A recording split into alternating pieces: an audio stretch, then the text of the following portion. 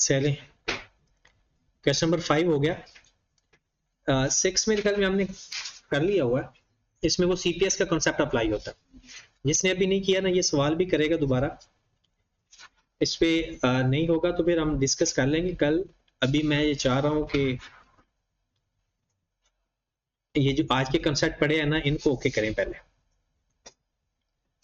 अच्छा ये सवाल कर लेते हैं एक, ये भी इंपॉर्टेंट तो नहीं है लेकिन एक कॉन्सेप्ट नया है और अच्छा कॉन्सेप्ट है। पढ़े जरा। ये है किससे रिलेटेड कॉन्सेप्ट, पहले मैं वो बता दूं। ये आपका कॉन्सेप्ट है कि इन्वेंट्री को जब आप राइट डाउन करते हैं, पहले मतलब कि राइट डाउन का मतलब क्या है, क्या मतलब होता है, इन्वेंट्री को अपनी कॉस्ट से भी कम लिख देना, उसे कहते हैं राइट डाउन। मतलब जब हम एनआरवी लोअर हो जाती है ना तो उसे हम कहते हैं राइट डाउन। ठीक होगी बात। अब सपोज आपने एक इन्वेंट्री राइट डाउन कर दी तो फिर एक कॉन्सेप्ट है reversal of write down. Reversal of write down इसका मतलब क्या है? एक तो है ना राइट डाउन इन्वेंट्री करना और एक है रिवर्सल ऑफ राइट। मैं सपोज करता हूं कि मेरे पास एक इन्वेंट्री है, एक उसकी कॉस्ट है 1000 और उसकी एनआरवी है 700।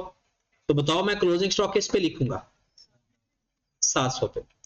तो ये जो 300 मैंने अपनी इन्वेंट्री कॉस्ट कम की थी इसे बोलते हैं एनआरवी लॉस। ओके की बात, ये आपको पहले ही पता था। अब रिवर्सल की बात सुने। वो इन्वेंट्री उस साल बिकी नहीं, कोई ऐसी नैश इन्वेंट्री थी कि वो अगले साल भी नहीं बिकी। जब अगला साल आया तो उसकी कॉस्ट क्या होगी, कॉस्ट तो चेंज नहीं होती, कॉस्ट उसकी 1000 की 1000 ही। हुआ ये उसकी एनआरवी चेंज होगी। पहले एनआरवी कितनी थी 700, अब मैं कहता हूं एनआरवी होगी 900। बताओ आप किस वैल्यू पे लिखोगे, आप इस वैल्यू 900 पे lower of cost and NRV पे, तो कितना किस पे लिखोगे, आपका एनआरवी लॉस कितना है अब 100 300 तो पहले लिख चुके हो, होना कितना चाहिए 100, क्योंकि इन्वेंट्री तो वही है। एक इन्वेंट्री आपके पास पड़ी थी पिछले साल, उसकी सेल वैल्यू थोड़ी कम थी, मार्केट को इस तरह से हो गई, आपने उसके ऊपर 300 का लॉस रिकॉर्ड कर लिया। अब वही वाली इन्वेंट्री सेम, वो बिकी नहीं थी, वो पड़ी रही, लेकिन अब उसकी मार्केट वैल्यू कुछ बेहतर होगी पहले से। अब वो कितने की होगी 900, तो अब उसका लॉस कितना रह गया 100 रुपए, लेकिन हम कितना रिकॉर्ड कर चुके हैं 300, ज्यादा रिकॉर्ड कर चुके हैं या कम, तो रिवर्स कर दो। कितना रिवर्स करेंगे 200 का रिवर्सल, इसे बोलते हैं रिवर्स कर देना। राइट डाउन जो इन्वेंट्री की है उसको दोबारा रिवर्स कर दिया। तो जितना पहले आपने लॉस रिकॉर्ड कर लिया था उसमें से आपने रखना कितना है, तो इसमें से 200 का रिवर्सल हो जाएगा। नेट करंट लॉस बचना चाहिए, नेट करंट लॉस बचना चाहिए। मैंने कहा था इन्वेंट्री क्या है नैश, बिकी नहीं रही, तीसरा साल आ गया इन्वेंट्री नहीं बिकी, 1000 वाला था, कॉस्ट उसकी कभी चेंज नहीं होगी जितने की खरीदी थी। अब उसकी एनआरवी जो होगी है ना वो 850 हो गई। आपने इसको ना नेट करके देखना है, इसकी ब्रैकेट खत्म कर देते हैं। अब आप देखिए हमने किस वैल्यू पे लिखना है 850 पे, लॉस कितना आया यहां पर 150। हम देखेंगे क्या पहले रिकॉर्डेड है इससे रिलेटेड, 100 से पहले रिकॉर्ड है 300 200, पहले नेट करके कितना लॉस आ रहा होगा 100 का, होना कितना चाहिए 150 का, तो 50 बढ़ाएं या कम करें, बढ़ाएं, तो एनआरवी लॉस 50 का बढ़ गया। फिर इन्वेंट्री क्या है बिकी नहीं रही, अगला साल आ गया इन्वेंट्री नहीं बिकी लेकिन उसकी वैल्यू बढ़ गई, हम कर देते हैं 950। बताओ रिवर्सल होगा या एनआरवी लॉस होगा? आपका नेट करके 950, कितना लॉस बचना चाहिए? 50। तो पहले देखिए कितने का लॉस आ रहा है? 150 का। नेट करके देख लो ना, नेट करके 150 का लॉस आ रहा है, लेकिन होना कितना चाहिए? आज का लॉस के बराबर लॉस होना चाहिए 50। तो ज्यादा लिखा हुआ पहले लॉस या कम? तो रिवर्स कर। कितने से? अगर आप इसको नेट करोगे ना तो आपका नेट जो लॉस आ रहा होगा ना वो 50 ही आ रहा होगा। चलो जी, इन्वेंट्री 1000, इसकी वैल्यू होगी 1100। कितनी होगी? कितने पे इन्वेंट्री आनी चाहिए आयशा मुबी? Good morning. कितनी वैल्यू होनी चाहिए? 1000, क्योंकि हमने लिखना किस पे होता है? एनआरवी लॉस कितना है? 0। कि जब कॉस्ट पे आ जाए ना तो एनआरवी लॉस होता ही नहीं है, क्योंकि एनआरवी लॉस होता है उसकी कॉस्ट और जिस पे आपने लिखा हुआ है लोअर ऑफ कॉस्ट एनआरवी, वो तो बराबर बराबर आ गया। एनआरवी लॉस 0, तो क्या आपने पहले कोई रिकॉर्ड किया हुआ है लॉस? कितना नेट आ रहा था? 50। रिवर्स कर दो, आप इसका टोटल करो तो एनआरवी लॉस कितना आएगा? 0, क्योंकि बचा ही नहीं कुछ। तो ये आपसे एक सवाल पूछा जा सकता है, ये सपोज दैट ये ईयर 1 था, ईयर 2, ईयर 3, ईयर 4, ईयर 5, वो आपसे ये सवाल पूछ सकता है पेपर के अंदर, बताओ ईयर फलां के अंदर रिवर्सल ऑफ एनआरवी लॉस हुआ है या एनआरवी लॉस हुआ है? आपने इन्वेंट्री राइट डाउन की है या राइट डाउन को रिवर्स किया है? राइट डाउन करना लॉस रिकॉर्ड करना, राइट डाउन को रिवर्स करना लॉस को रिवर्स करने को कहते हैं। लेकिन ये एक बात है, ये डिफरेंट इन्वेंट्री नहीं होगी। एक ही इन्वेंट्री मुख्तलिफ सालों में कि उसका कभी लॉस आ रहा है, ये नहीं कि आप किसी और का लॉस किसी और के उसके साथ एडजस्ट कर दें, नहीं नहीं, एक ही इन्वेंट्री होगी जो 2-3 साल अगर नहीं बिकेगी तो ये आपका काम हो सकता है। ये सवाल आपको पहले भी दिया था लेकिन एक दफा फिर रिपीट हो गया, ये वही वाला सवाल है। एक ही इन्वेंट्री है, मारफानी कंपनी, सवाल पढ़ूं अब? बुक निकाल लिया है तो देखिए, नहीं निकाला तो बुक निकाले। क्वेश्चन नंबर 7 है, अगर आप आई क्या की किताब के सवाल ना समझ के कर लो और उसकी थ्योरी समझ के पढ़ लो, सवाल ही नहीं पैदा होता, अकाउंटिंग का पेपर फेल होगा।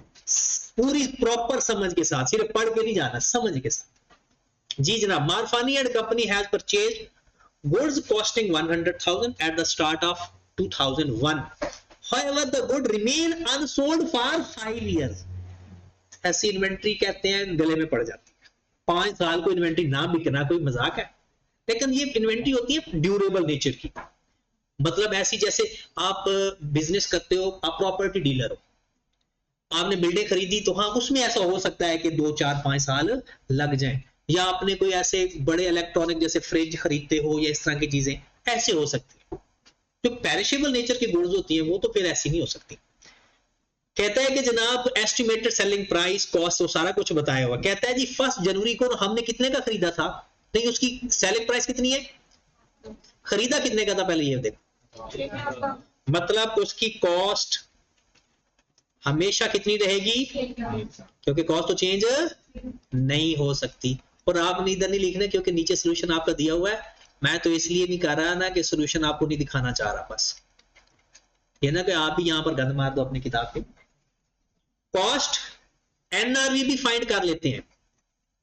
एनआरवी कैसे फाइंड होगी, ये है सेलिंग प्राइस, ये है सेलिंग कॉस्ट, आपस में माइनस करके बताओ जरा कितनी एनआरवी आ गई पहले, 2 लाख, फिर कितनी आ गई, 1.35 में से 15 माइनस करे 1.20, फिर कितनी आ गई 90,000, लो जी नुकसान आना शुरू हो गया, फिर 90 में से 15 माइनस किया 75, फिर कुछ बेहतर हो गया, फिर 1 लाख, लो जी डन। अब हमने लिखना होता lower of cost and NRV, पहले हम किस पे लिखेंगे, 1 लाख या 2 लाख पे, 1 लाख पे। याद रखें जिस पे आप लिख रहे हो उसको कंपेयर किससे करना है, कॉस्ट से, क्योंकि असल उसकी कीमत वही थी। क्या एनआरवी लॉस आया, लाख का स्टॉक लाख पे लिख रहे हो, 0 लॉस, कोई लॉस नहीं। फिर 1,20,000 किस पे लिखेंगे? 1,00,000 पे। लॉस कितना आया? 0 लॉस आया। फिर 1,90,000 किस पे लिखेंगे? लोअर पे। अब कंपेयर करो जरा, 1,00,000 पे लिखे या 90,000 पे लिखे? 90 पे लिख चुके हैं, आया लॉस 10,000। इस साल का हमारा लॉस 10,000 है। आगे देखते हैं। फिर 1,75,000 75 का लिखेंगे। लॉस कितना बनता है ओवरऑल? 25,000। 1,00,000 और 1,00,000 वाला स्टॉक 75,000 का लिख चुके हो तो कोई अच्छा काम किया आपने। 25,000 का नुकसान है, लेकिन 25,000 का नुकसान इन टोटल होता है। 10 का तो पहले लिखा हुआ है, तो अब 15 का लिखोगे ताकि टोटल 25 बने। आपका इन टोटल वो एग्जैक्ट फिगर आनी चाहिए उस साल के बराबर। इन टोटल, अगर इन टोटल यहां पर देखें तो कितना बन रहा है? 25,000। अब अगला साल चले, 1,95,000 नुकसान कितना नजर आना चाहिए? 5,000। 25 का तो हम नुकसान लिख चुके हैं, होना 5 चाहिए। रिवर्स कर दे कितना? ये आपसे पूछा जाएगा, बताओ जी रिवर्सल कितना होगा? रिवर्सल है 20,000, स्टिल 5,000 का हमारा लॉस पड़ा हुआ है। रिवर्स हुआ उस साल 20,000 का, 25 का नहीं। अगले बात वो कहता है 1,00,000 पे 1,10,000 किस पे लिखेंगे? हमारा नुकसान कितना होना चाहिए? 0, क्योंकि फिर उसी जगह पर आ गए हम। तो 5,000 का जो लॉस लिखा हुआ है वो भी, तो नेट हमारा कितना बच जाएगा? तो राइट डाउन और रिवर्सल ऑफ राइट डाउन, ठीक होगी बात। और अब अगर अपना ये जवाब पर नजर फेर लो तो यही वही चीज लिखी हुई। ये क्लोजिंग स्टॉक की वैल्यू है और ये कॉस्ट है। जितना राइट डाउन होगा फिर उतना ही रिवर्सल होगा, वो एक ही बात है। तो ये देखें 10,000 का पहले लॉस लिखा, 15,000 का फिर लॉस लिखा। उसने लॉस को ब्रैकेट में लिख दिया, रिवर्सल को पॉजिटिव लिख दिया। हमने तो उल्टा किया। ठीक है, 20,000 का रिवर्सल, फिर 5,000 का रिवर्सल। आपसे सवाल में कैसे पूछा जाएगा? किसी एक इन्वेंट्री का डाटा देकर ना, किसी एक साल का बोलेगा एनआरवी लॉस कितना आया, या रिवर्सल कितना हुआ, या कितना नेट रह गया। कोई भी सवाल पूछ सकता है, हो जाएगा ये सवाल। ये एक से ज्यादा इन्वेंट्री नहीं होती, बल्कि एक इन्वेंट्री होती है।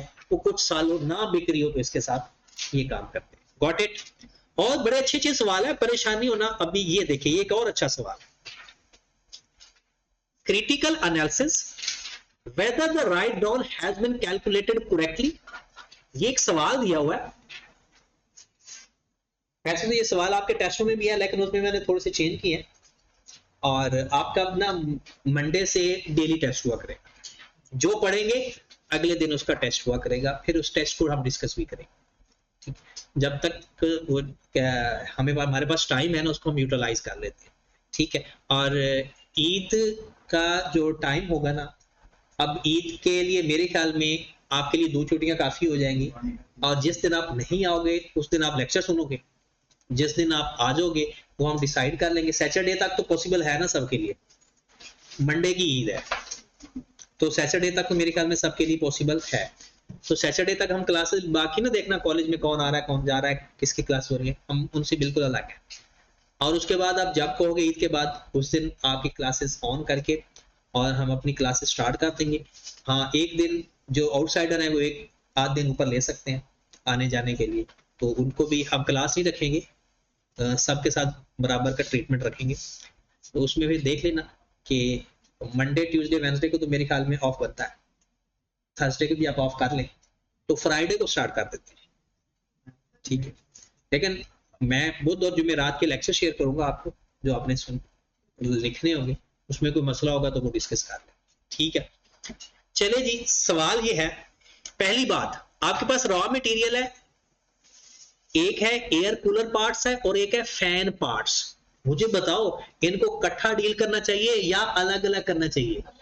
Item by item. और ये दोनों कॉन्सेप्ट इसके ऊपर अप्लाई होंगे, एक आइटम बाय आइटम वाला भी और दूसरा वाला कौन सा, रॉ मटेरियल वाली एनआरबी वाला।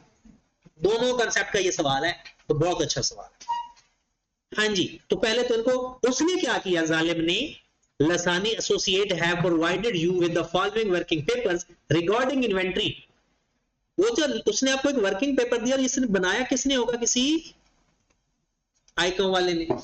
उसने क्या बनाया कि उसने डायरेक्ट यहां पर 2 लाख 1.5 लाख राइट डाउन कितने का कर दिया उसने, 50,000 का रॉ मटेरियल। और ये रॉ मटेरियल था किसका, इनका टोटल, इसका टोटल किया हुआ है और इसका टोटल करके ये ऊपर लिखा हुआ, और इसमें lower of cost and NRV किया हुआ। इसमें एयर कूलर का भी है और फैन का भी है, लेकिन स्टैंडर्ड क्या कहता है, अलग अलग करो। उस भाई साहब ने क्या कह दिया, इकट्ठा कर दिया। फिर वर्क इन प्रोग्रेस का भी ऐसा ही है, इनका टोटल है 1,60,000 का टोटल, 50 और 170, और इसमें क्योंकि एनआरवी ज्यादा है उसने कुछ भी नहीं किया। फिर नेट फिनिश गुड्स, यहां पर इसने इसका टोटल किया और इसका टोटल किया, और एंड पे ये टोटल कर दिया। टोटल का भी फिर उसने 680 और 650, नहीं ये टोटल का नहीं है, ये बिल्कुल इसका टोटल है। ये उसने आपको एनआरवी की वर्किंग कर दी कि भाई साहब इतना आपका एनआरवी लॉस है और ये आपके डाटा है। तो कहता है due to the strengthening of the local currency the part used in the manufacture of both the air coolers and fan become cheaper as a result। और जब भी वो सस्ते होंगे ना, इसका मतलब है हमारा डाउट पड़ गया कि एनआरवी कम हो सकती है। as a direct result thereof the net realizable value of both finished air coolers and fans also dropped। NRV उनकी कम हो गई। कहते हैं क्या उसने सही कैलकुलेट की हुई है, ये नहीं। पहली बात गलत, दो गलती है। एक गलती क्या है, आइटम बाय आइटम करना चाहिए था उसको, एयर कूलर का अलग करना चाहिए और फैन पार्ट्स का अलग करना चाहिए। फिर उसके ऊपर दूसरा कॉन्सेप्ट भी अप्लाई करना चाहिए था। अब चेक करते हैं, आओ जरा सवाल आपके सामने है ना, मुझे लिखवा देना, मैं जा रहा हूं वर्किंग पेपर के ऊपर। ये प्रैक्टिकली भी ऐसा करते हैं हम, एयर कूलर। जी मेरे भाई, एक उसका रॉ मटेरियल है, उसका अलग रॉ मटेरियल है, एक उसका वर्क इन प्रोसेस है, एक उसका फिनिश्ड गुड्स है। कॉस्ट एनआरवी बताएं जरा, रॉ मटेरियल एयर कूलर का बताना है बस। रॉ मटेरियल की कॉस्ट कितनी है, 80,000। वर्क इन प्रोसेस की कॉस्ट 60,000 और फिनिश गुड्स की कॉस्ट 1,60,000। इनकी एनआरवी बताइएगा जरा। रॉ मटेरियल की एयर कूलर की 50,000, फिर वर्क इन प्रोसेस की 50 और फिर 1,00,000। पहली बात, क्या हम इसको राइट डाउन कर सकते हैं या नहीं, ये बताएगा फिनिश्ड गुड्स। फिनिश्ड गुड्स बताएगा कि अगर फिनिश्ड गुड्स को राइट डाउन कर सकते हैं तो तब ऊपर कॉन्सेप्ट अप्लाई होना है lower of cost and NRV. लेकिन अगर फिनिश्ड गुड्स की कॉस्ट ज्यादा कम है तो फिर जरूरत नहीं है। तो ये तो एनआरवी पे आ रहा है, तो इसका मतलब है अब सब पर एनआरवी अप्लाई हो सकती है। तो इसको किस पे रखेंगे, 50,000 पे lower of cost and NRV, इसको 50,000 पे, इसको 1,10,000 पे। तो बताओ आप अपना स्टॉक कितने पे लिखोगे, एयर कूलर वाला 2 लाख। इसकी ओरिजिनल कॉस्ट क्या थी, ओरिजिनल कॉस्ट 3 लाख। याद, एक बात याद रखनी है, जब भी lower of cost and NRV होगा ना, कॉस्ट को एनआरवी अपने क्लोजिंग स्टॉक के साथ कंपेयर कर। था 3 लाख का, आप अपना क्लोजिंग स्टॉक किस पे लिख रहे हो, 2,10,000 पे। राइट डाउन कर रहे हो या नहीं, 3 लाख वाला स्टॉक जो आपने खरीदा हुआ था 3 लाख का, अब उसको वो रियलाइज हो पाता है 2,10,000 का, तो कितना राइट डाउन कर दिया, ये एक पार्ट हो गया। ये आ गया write down loss, NRV loss, जो मर्जी कह दो। ओके, अब हम चलते हैं फैन पार्ट्स के ऊपर। बिल्कुल सेम चीजें लिखे फैन पार्ट्स की। फैन पार्ट्स रॉ मटेरियल है उसका, उसका वर्क इन प्रोसेस है,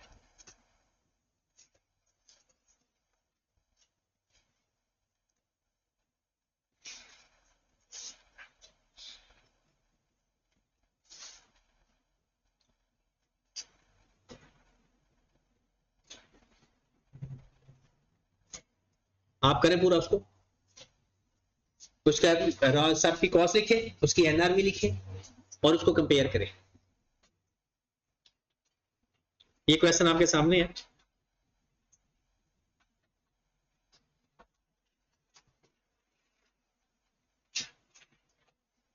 चलिए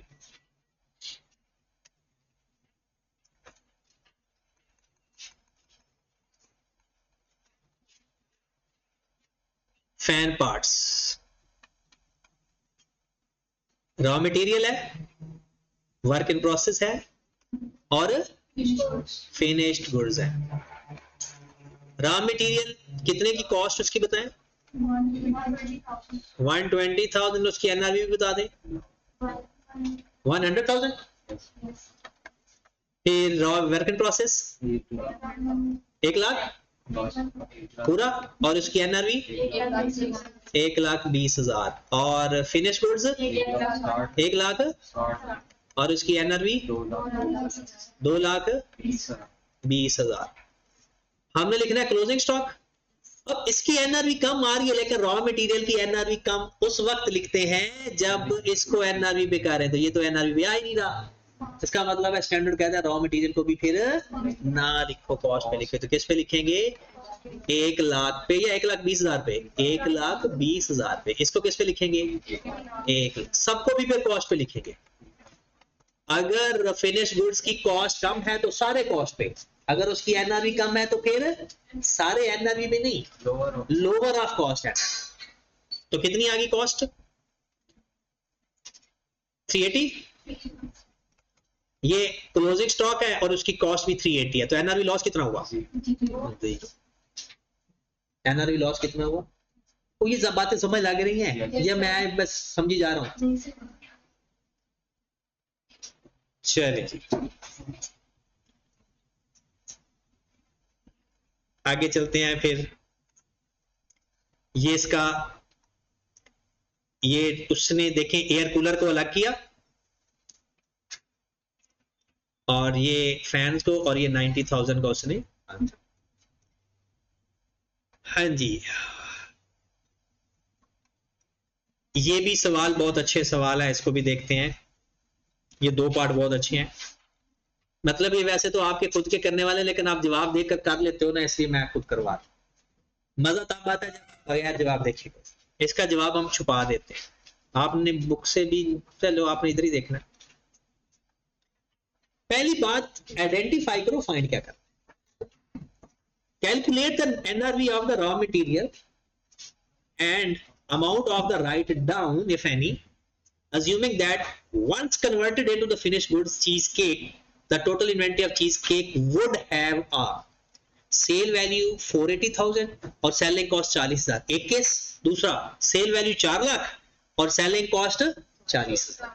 कहता बताओ आपने calculate the NRV of raw material and amount of write down.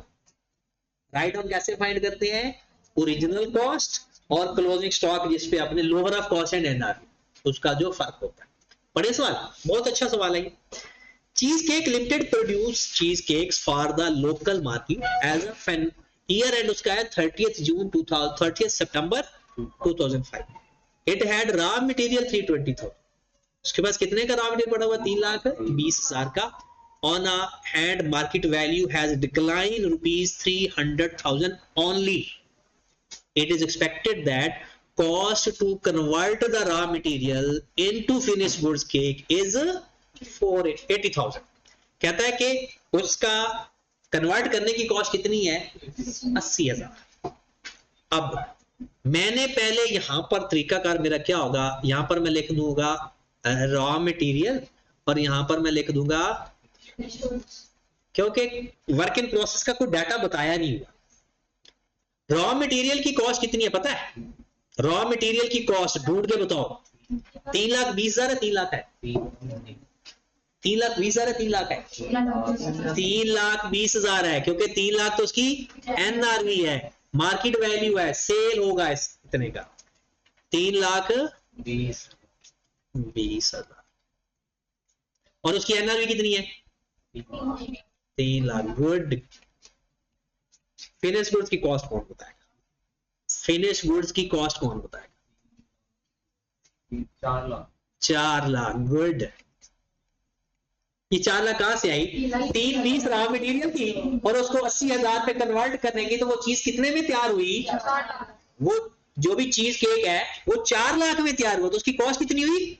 अब वो बिकेगा कितने का? उसने 2 सिचुएशन बताई है, number 1 situation, number 2 situation. Number 1 situation में कितने का बिकेगा? 480 माइनस 40,000 4। तो बताओ, उसने रॉ मटेरियल के बारे में पूछा है लेकिन पता फिनिश गुड्स बताएगा। बताओ रॉ मटेरियल को 3 लाख 20 पे लिखे या 3 लाख पे लिखे? रॉ मटेरियल को किस पे लिखे? 3 lower of cost and NRV, lower of cost and NRV. बताओ किस पे लिखूं, 3 लाख या 320? हाँ फाइक 320 पे। दानियाल, इरशाद, जुबैर, ये क्या कही जा रहे हैं? Lower of cost and NRV. सही कह रहे हैं। वजह क्योंकि फिनिश गुड्स की एनआरवी ज्यादा है। जब फिनिश गुड्स की एनआरवी यानी कॉस्ट कम हो ना, तो चाहे रॉ मटेरियल की कॉस्ट कम हो या ज्यादा हो, हमने उसको कॉस्ट पे ही लिखना है। एक केस पहला समझ लगा? है ना मजे का? चीज केक नहीं, सवाल। Got it? बात समझ आना जरूरी है। अगली बात, दूसरा केस। यहां पर मैं बस कलर चेंज कर देता हूं पेन का। ऊपर वाला केस तो सेम रहेगा, कॉस्ट भी 4 लाख आएगी। दूसरा केस, लेकिन इसकी एनआरवी कितनी होगी? 4 लाख माइनस 40,000। तो हुआ ये काम, लेकिन अब ये किस पे आ जाएगा? 3 लाख पे लिखा जाएगा। वजह क्योंकि उसके फिनिश गुड्स की जो एनआरवी है वो कम हो गई है। बात समझ लगी? सवाल ऐसे ही आते होते हैं, बस समझ अगर आपको आ गया ना दिल से, तो आपको कोई बंदा फेल नहीं हो सकता। मेरी कोशिश तो यही होती है, फिर भी कुछ जीनियस निकल आते हैं दरमियान। पार्ट 1 देखो, उसने इसको किस पे लिखा? 320 पे। और ये तो उसने फिनिश गुड्स को टोटल करके फिर एंड पे वैल्यू लिख दी है। 3 लाख क्लोजिंग स्टॉक और 4 lower of cost and NRV, इसको 7 लाख 20 से टोटल कर दिया। लेकिन रिक्वायरमेंट के हिसाब से उसने मेरे ख्याल में पूछा है सिर्फ रॉ मटेरियल को या इन्वेंट्री को पूछा है। वो कहता है calculate NRV value of raw material and amount to be write down if any, assuming the ones converted into this the total inventory would have। हाँ रॉ मटेरियल को पूछा है, तो फिर इसमें तो राइट ऑन नहीं हुआ, इसमें राइट ऑन हुआ है। 20,000 का रॉ मटेरियल और 40,000 का फिनिश गुड्स और टोटल 8,000। सवाल समझ लग गया? तो लो मेरे भाई, एनआरवी के कंसेप्ट मेरे ख्याल में अब बहुत हो गया, हर तरह से हो गया, आइटम बाय आइटम हो गया। और उसके बाद एनआरवी लॉस, राइट डाउन, फिर रॉ मटेरियल, ये डिफरेंट कॉन्सेप्ट हैं। ये कॉन्सेप्ट हमारे कंप्लीट हो गए। ठीक है, ठीक होगी बात। अब मैं जाने लगा हूं नेक्स्ट कॉन्सेप्ट के ऊपर। बहुत इंपॉर्टेंट और अच्छा कॉन्सेप्ट है और मजे की बात है। जो अभी मैं पहले 4-5 मिनट आपको बताने लगा हूं, ये इसके बारे में किसी को पता भी नहीं है। मतलब वो डायरेक्ट बता देते हैं, मतलब स्टैंडर्ड क्या कहता है उसके बारे में कोई नहीं पूछता। कहते हैं कॉस्ट फार्मूला क्या होना चाहिए। एक तो है ना रिकॉर्डिंग सिस्टम, ठीक है ना, FIFO एंड वेटेड एवरेज। और उसके बाद फिर हम ना कुछ इस तरह से, पहले मैं तरीकाकार बताता हूँ, फिर उसके बाद आगे चलते हैं। फिर इसमें कंसिस्टेंसी कॉन्सेप्ट बताऊंगा। फिर जो इसके बाद आपका वो FIFO और वेटेड एवरेज वाला काम शुरू हो जाएगा। और उससे फिर अगला जो लेक्चर होगा ना आपका, वो इसकी थ्योरेटिकल पोर्शन का होगा। मतलब आपका इन्वेंटरी ना ऑलमोस्ट कंप्लीट हो गया, लेकिन उसके अंदर अभी चीजें हैं जो बताने वाली हैं, छोटी छोटी चीजें, वो बहुत इंटरेस्टिंग है। आए जरा कॉस्ट फार्मूले के बारे में देखते हैं। कॉस्ट फार्मूला क्या चीज होती है? पहला थोड़ा सा मैं आपको बता दूं रिकॉर्डिंग ऑफ इन्वेंट्री के बारे में थोड़ा सा, क्योंकि उसको अगले लेक्चर्स में डिटेल में देखा हुआ है। रिकॉर्डिंग ऑफ इन्वेंट्री, इन्वेंट्री को 2 तरह से रिकॉर्ड, ये नेक्स्ट लेक्चर में कवर होगा हमारा।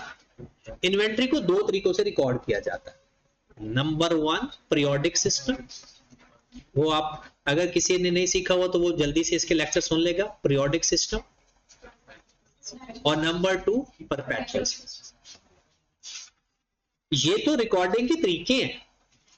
अब वैल्यू फाइंड करने के दो मेथड है, उसे बोलते हैं कॉस्ट फाइंड करने के फार्मूले। ये है रिकॉर्ड करने का तरीका, इन्वेंट्री लिखने का तरीका। एक होता है उसकी वैल्यू कौन सी लिखनी है, उसके लिए क्या है, कॉस्ट फाइंड करना। और कॉस्ट फार्मूला है दो तरह से नहीं है। मजे की बात ये है, कॉस्ट फार्मूला वो कहता है कि हर इन्वेंट्री का कॉस्ट फार्मूला ना डिफरेंट है।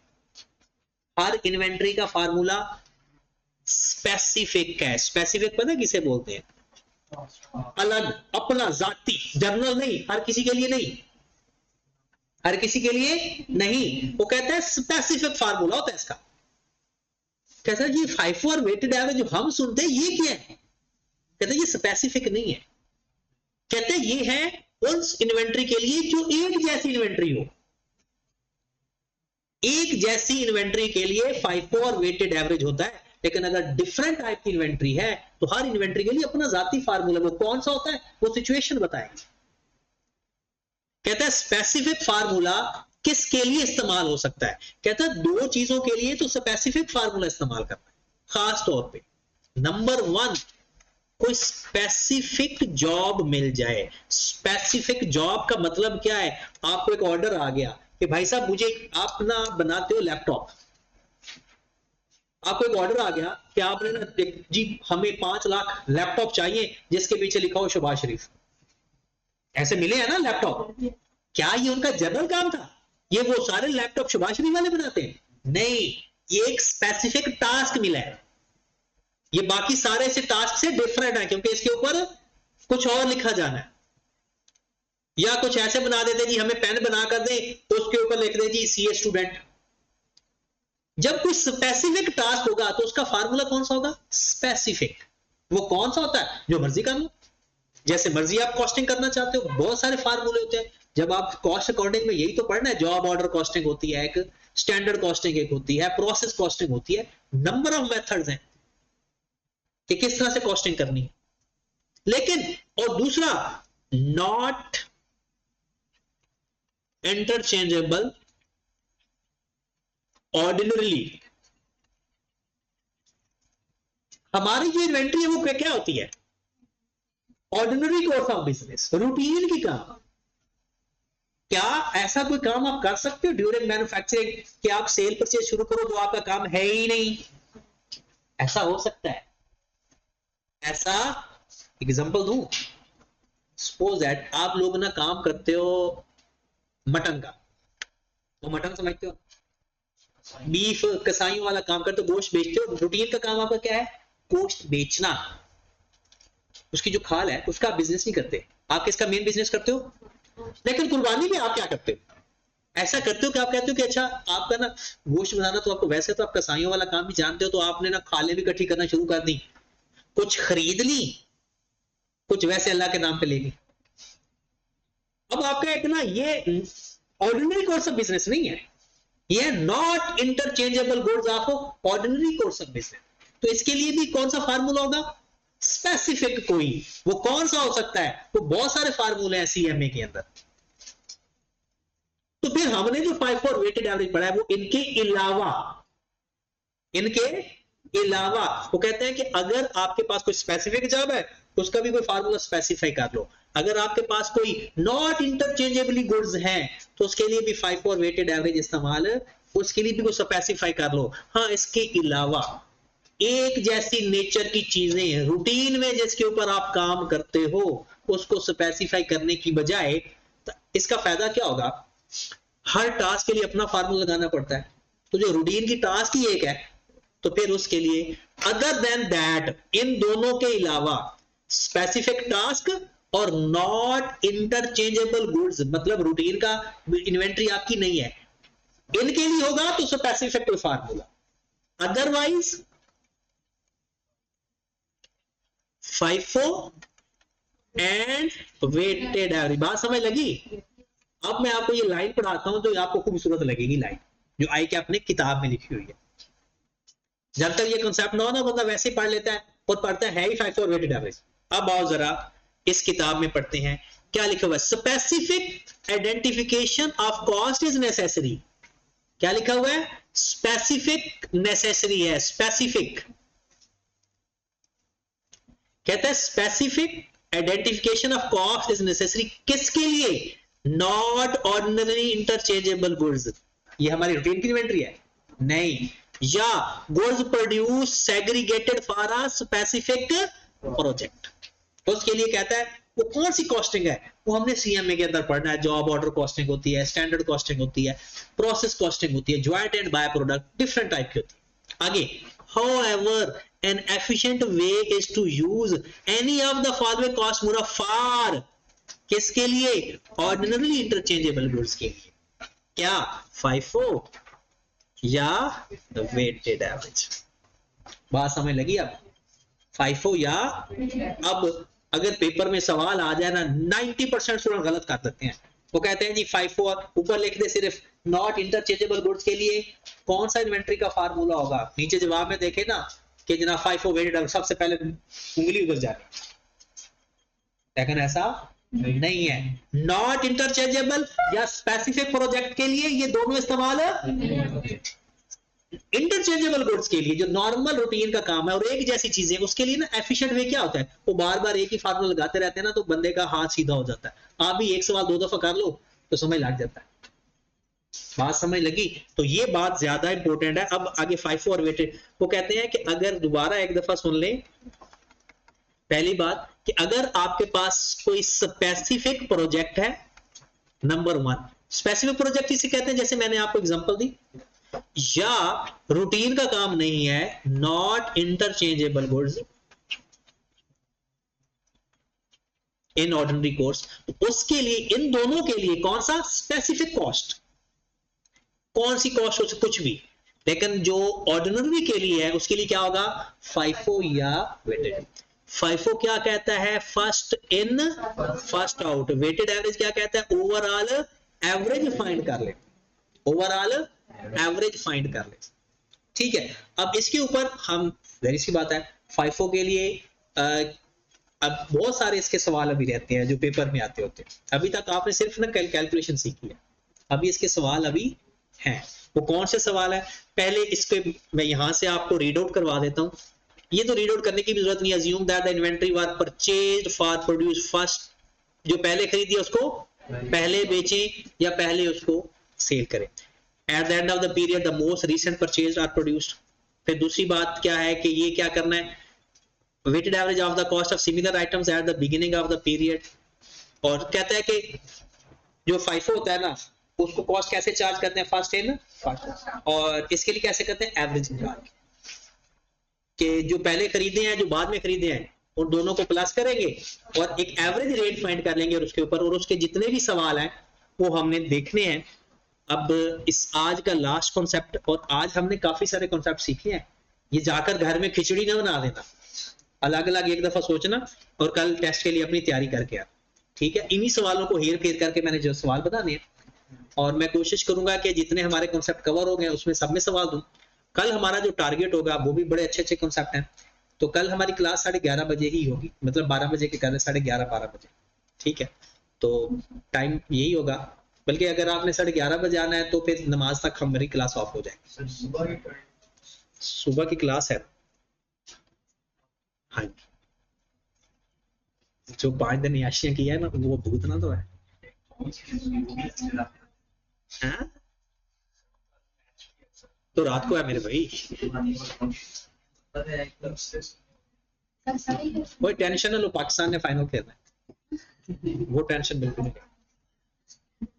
पाकिस्तान ने जो मैच हारना था वो हार गया, अब नहीं हारना पाकिस्तान, किसी से भी नहीं हारना भाई।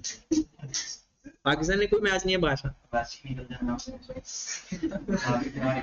मुझे लगता है पाकिस्तान को ना PRC वालों का बड़ा ख्याल है। वो कहते हैं जल्दी जल्दी ना हम निकलें ताकि ये अपने ना पेपर पर आराम से पढ़ लें, इनके पेपर है और कहीं इनके ना तैयारी इफेक्ट ना हो, इसलिए बस अगर ये कल वाला जाते हैं तो फिर तो हम गए, लेकिन ऐसा हो नहीं सकता। पाकिस्तान अंदर ही रहेगा और ये मिनिमम सेमीफाइनल तक तो रहेगा और फाइनल तक भी जाएगा, कहते तो जितवा देते हैं। अच्छा, कंसेप्ट समझाने लगा था मैं, कंसिस्टेंसी। बहुत अच्छा कॉन्सेप्ट है जनाब ये भी। मुस्तकिल मिजाजी, कौन सी मुस्तकिल मिजाजी? वैसे जिंदगी और दुनिया, इन दोनों के अंदर जो इंसान कंसिस्टेंसी के साथ काम करता है, कोई भी करता है, वो कामयाब होता है। जिस चीज के अंदर कंसिस्टेंसी ना हो वो बस हमें गुजारा ही है, आवाजारी है। बिल्कुल ऐसे ही जैसे आप ये जान के देखें, आप में से ना बहुत सारे लोग अपने आप को कुछ नालायक समझते हैं, कुछ कहते हैं कि हमें समझ नहीं आती, कुछ कहते हैं ऐसा बिल्कुल ही नहीं। Lack of consistency. आप रेगुलर बेस के ऊपर अपने आप को टाइम दें, आपको जो भी हासिल करना चाहते हो आपको मिल जाएगा, लेकिन कंसिस्टेंसी। लेकिन ये वाली कंसिस्टेंसी कुछ और है। इस कंसिस्टेंसी का मतलब क्या है कि आपने जब कोई अकाउंटिंग के अंदर फार्मूले इस्तेमाल करने हैं ना, उसमें कंसिस्टेंट रहना है। ऐसे नहीं कि पहले 6 महीने फाइफो इस्तेमाल कर लिया, अगले 6 महीने वेटेड एवरेज इस्तेमाल, एक साल पीरियोडिक कर लिया, अगले साल परपेचुअल कर लिया। कहते हैं ऐसे नहीं करना। एक दूसरा कंसिस्टेंसी यहां पर इन्वेंट्री के अंदर 2 है। वैसे ओवरऑल क्या है कि आपने अपनी जो फाइनेंशियल स्टेटमेंट की प्रेजेंटेशन देनी है ना, वो कंसिस्टेंट होनी चाहिए from 1 year to the next year. मतलब जो कुछ इस साल में किया है, जो फार्मूले जो तरीकेकार इस्तेमाल किए इस साल, अगले साल भी वही, चेंज नहीं करना। चेंज करने की इजाजत नहीं है। ओके की बात। अब अगली बात कंसिस्टेंसी। एक तो मैंने क्या बताया, फार्मूले आपने क्या रखना है, सेम रखना है। फाइफो रखना है तो अगले साल भी फाइफो, इस साल भी फाइफो। वेटेड एवरेज रखना है तो इस साल भी वेटेड एवरेज, अगले साल भी। जिसने फाइफो रखना है वो फाइफो रख ले, जिसने वेटेड एवरेज रखना है वो वेटेड एवरेज। एक और इंटरेस्टिंग बात, अगर आपके पास इन्वेंट्री, आप कहते हैं थोड़ी इन्वेंट्री के लिए फाइफो कर लेते हैं, थोड़ी इन्वेंट्री के लिए वेटेड एवरेज। कंसिस्टेंट रहना है इसमें भी। हर एक जैसी इन्वेंट्री के लिए एक फार्मूला, एक जैसी इन्वेंट्री के लिए। हाँ, अगर इन्वेंट्री की नेचर डिफरेंट है, मतलब आपके पास कपड़े का काम भी है और आपके पास फर्नीचर का काम भी है, क्या इस पे दोनों पे फाइफो रखना कंसिस्टेंसी है? नहीं। इस पे एक पे आप फाइफो रख सकते हो, एक पे वेटेड। हाँ, आपके पास कपड़ा है, एक है टाउनशिप ब्रांच के अंदर, एक है मॉडल टाउन ब्रांच के अंदर। आपके कपड़े की 3 जगह ब्रांचेस हैं, 3 जगह कपड़ा ही पड़ा हुआ है, क्या एक के ऊपर फाइफो दूसरों के ऊपर वेटेड एवरेज कर सकते हैं? नहीं। इसमें कंसिस्टेंट रहना है। मतलब अगर लोकेशन चेंज है फिर भी कंसिस्टेंट रहना है, लेकिन नेचर चेंज है तो फिर जरूरी नहीं। तो कंसिस्टेंसी 2 टाइप की हमने पढ़ ली। एक, इस साल जो फार्मूले इस्तेमाल करने हैं अगले साल भी वही। दूसरा कि आपने अगर एक से एक जैसी इन्वेंट्री के लिए कोई एक फार्मूला रखना है, डिफरेंट इन्वेंट्री के लिए डिफरेंट फार्मूले हो सकते हैं, एक जैसी इन्वेंट्री के लिए चाहे लोकेशन भी चेंज हो फिर भी एक फार्मूला। ये कहते हैं कंसिस्टेंसी। अच्छा, अगर हम इस साल फाइफो किया तो क्या आगे वेटेड एवरेज कर सकते हैं? इससे हमारा प्रॉफिट बढ़ जाएगा? फिर भी नहीं कर सकते। सिर्फ 2 सूरतें हैं कंसिस्टेंसी को चेंज करने, सिर्फ 2। इसके अलावा वो आपको पेपर में बड़ा गुमराह करेगा। वो कहेगा जी प्रॉफिट बढ़ जाएगा, आप चेंज कर दें, आपने कहना है नहीं चेंज करना। वो कहेगा जी इससे ये आपका टैक्स बचेगा, आपने कहना नहीं करना। सिर्फ 2 सूरतें हैं कंसिस्टेंसी चेंज करने की, मतलब आप अपनी मुख्तलिफ मिजाजी को चेंज कर सकते हो। वो क्या? नंबर 1, वो कहता है should be consistent, should be consistent except. कब नहीं, कब? अब कंसिस्टेंसी का पता चल गया सबको, कैसे कैसे? जो इस साल फार्मूले इस्तेमाल किए हैं अगले साल की भी। दूसरा, एक जैसी इन्वेंट्री के लिए एक फार्मूला, डिफरेंट के लिए इट मे बी डिफरेंट। कब? Number 1, required by standard, required by standard. Standard को क्या आजकल कहते हैं? IFRS या IAS। अगर स्टैंडर्ड कह देना भाई आप चेंज करो। आपको पता पहले लाइफो मेथड भी होता था फाइफो के साथ, लाइफो लास्ट एंड फर्स्ट। अब स्टैंडर्ड का खत्म करो उसको। तो जिसने भी किया हुआ था अगले साल उसने खत्म कर दिया, तो उसने चेंज कर दिया। क्या वो खुद कह दे जी फलां नेचर की इन्वेंट्री के लिए ना अब सिर्फ फाइफो इस्तेमाल करना है, वेटेड एवरेज करना ही नहीं है, फिर भी चेंज करना पड़ेगा अगर स्टैंडर्ड रिक्वायर्ड करे। नंबर 2, या presentation of financial statement,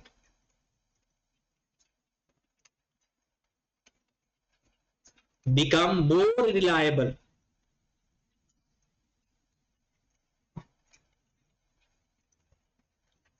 reliable या फेयर प्रेजेंट,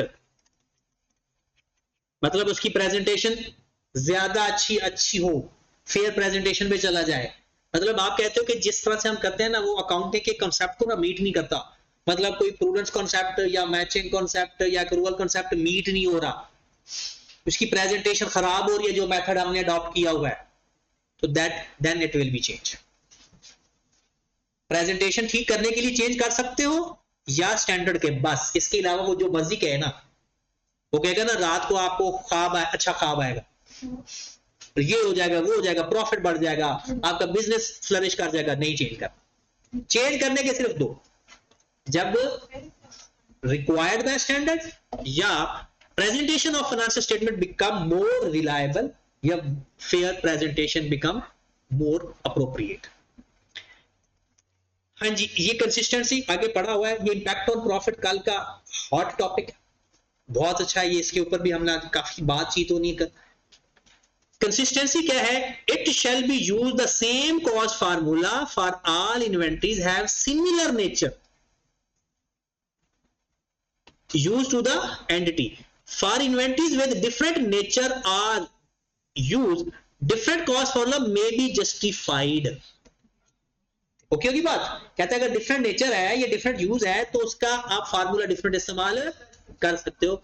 अदर आगे देखिए, difference in geographical location is not sufficient to justify using the different. कहता है कि अगर जियोग्राफिकल लोकेशन डिफरेंट है, लाहौर में कराची में, तो क्या उनके लिए डिफरेंट फार्मूला है? हो सकता है। अगर नेचर चेंज है दोनों की, नेचर सेम, तो चाहे लाहौर में रहते हो या कराची में रहते हो सेम फार्मूला इस्तेमाल कर, लेकिन स्टॉक आपका ही है। ये नहीं कि एक स्टॉक मिस्टर ए का मिस्टर बी का है, उसकी अपनी मर्जी है, उसकी अपनी मर्जी है। चाहे सेम नेचर है तो ये कंसिस्टेंट थोड़ी होंगे, हमने अपनी कंसिस्टेंट। लेकिन इसमें थोड़ी सी बात लिखी हुई है, कंसिस्टेंसी मैंने पूरी बात आपको बता दी। टाइम के लिहाज से भी कंसिस्टेंसी होती है, और चेंज कब कर सकते हैं? अगर स्टैंडर्ड अप्रूव करते या फिर ओके की बात। लो मेरे भाई, अब है आपकी बारी, क्योंकि आपने सवाल मुझसे पूछने हैं ना इन्वेंटरी के, जो आज तक मैंने पढ़ाया है उसका मैंने कल टेस्ट लेना है। मतलब टेस्ट ना रेगुलर आपके शुरू हो जाएंगे, डेली बेस पे टेस्ट होगा, और उसकी डिस्कशन भी इंशाल्लाह साथ ही हो जाएगी। तो इसलिए मैं थोड़ा सा ना अलग अलग रखना चाह रहा था इसका। ये सवाल तो आपके हो गए होंगे उधर ही, ये सवाल तो उसमें हो गए होंगे जो आपको लेक्चर शेयर किए थे। अगर नहीं भी हुए तो कोई बात नहीं, ये सवाल मैं एक दफा सारे करवाऊंगा। तो आज के लिए इतना ही करते हैं, और कल इंशाल्लाह फिर मजीद। ठीक है, ओके जी।